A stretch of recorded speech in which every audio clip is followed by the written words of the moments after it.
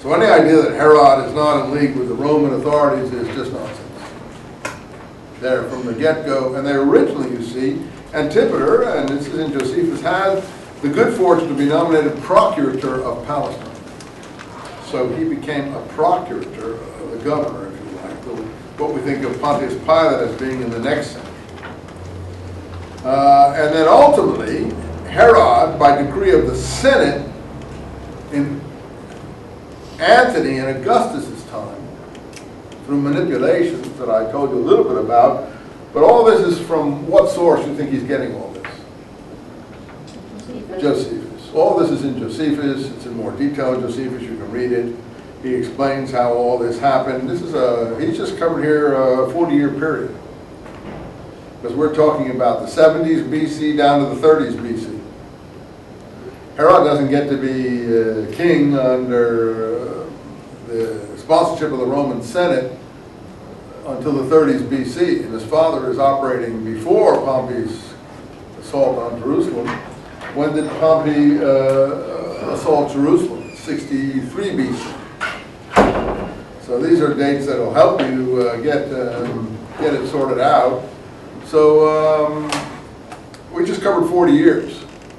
And that's probably an insufficient covering, but if you want to go into more detail, pick your Josephus up and read it, and you'll get the history more in more detail.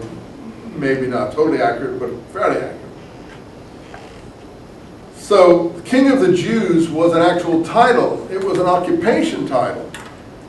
The Jews being a foreign people. You say, well, what do you mean the Romans had kings? Yeah, the Romans had a different government for the peoples in the East. People in Italy, Gaul, and so on, they were brought in under direct Roman rule as Roman citizens to some extent, at least the upper classes were. I don't know how the whole slave and other classes worked out.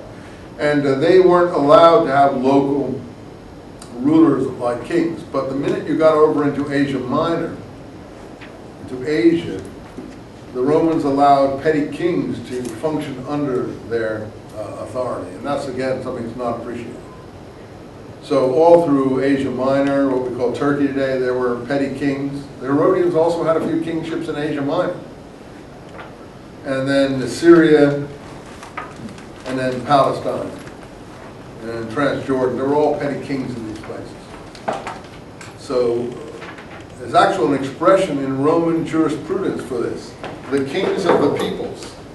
The peoples, the ethnon, being the actual word in Latin, or Greek rather, gentium is Latin. The ethnon, where we get the word ethnic from. King, that's plural for peoples. That was a term for the rulers of the East. The Herodians would have been one of the kings of the peoples. That is, the Jews being one of the peoples in the East. Now, that seems like nothing, but those people who do Dead Sea Scroll research would be able to appreciate, and it's important, that kings of the peoples is actually a term used in the Damascus document to describe a situation that they're not happy with in that document, and they're opposing the kings of the peoples. So I think that's another internal indicator that the Damascus document has to do with the Roman administrative period, because these kings of the peoples. Now, something that is a little bit confusing in that it calls them Greek kings, but I think what is really meant there is Greek-speaking kings.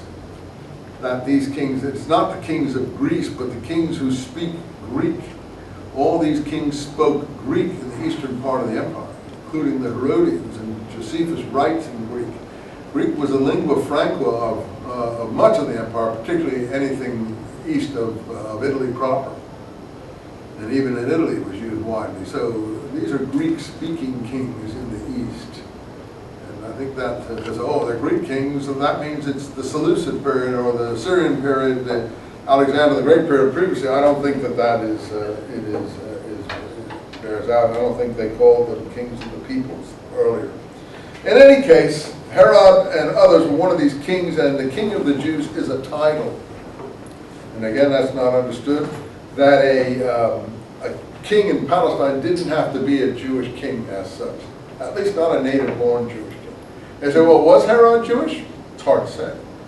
He was everything, like Paul. I'm a Greek to the Greek, a Jew to the Jew, lawkeeper to lawkeeper, lawbreaker to lawbreaker, and so on. Herod believed in winning, Paul believed in winning. That's why I think Paul was an Herodian. I've told you that before. I think he behaves in a philosophical, spiritual level, much like Herod did, in the sense that he constantly thinks, I want to found a religion in which Greeks and Jews can live in harmony. Herod and his descendants and others like him in the East wanted to have a kingdom where Greeks and Jews could live together. That's a noble thought, nothing wrong with that. But the Hebrews, being quite obstinate, were not prepared to do that at the surrender of their native customs. So that is the problem, unfortunately. They were not into cosmopolitanism. The Hellenistic world was into cosmopolitanism. So Paul's sentiments, Greeks and Jews living together, are noble sentiments to some, but they wouldn't have been very happily received in Palestine, just like today. So Yasser Arafat announced, I want to found a state here in Palestine where Jews and Arabs can live together. No, that wouldn't fly to some of them, because they know they would be overwhelmed in a state like that. That a state like that meant they would lose their ancestral customs. No, they want a Jewish state and an Arab state. They don't want a state that they both live together, which would be pleasant and nice, but sooner or later one would overwhelm the other and they would lose the national identity. So even today that is a huge issue in the Palestine-Israel dispute, if you want to call it that. The Palestinians don't mind because they know they can overwhelm the Jews because their birth rate is greater and there's more Arabs in that part of the world. So obviously that's what they want. If they can't have their own, then they would certainly want the other. But the Jews are, of course, being obstinate again. And you understand why, because they're trying to conserve their ancient customs. So Paul's goal is admirable, but some people wouldn't consider it so. Now, if you looked at the Herodians, look like they're fomenting revolution at some points. Not Herod, although he has ambitions. Some of his children, grandchildren, particularly one of the kings that appears in these narratives, Agrippa I. Agrippa I looks like he had ambitions to a bigger kingdom.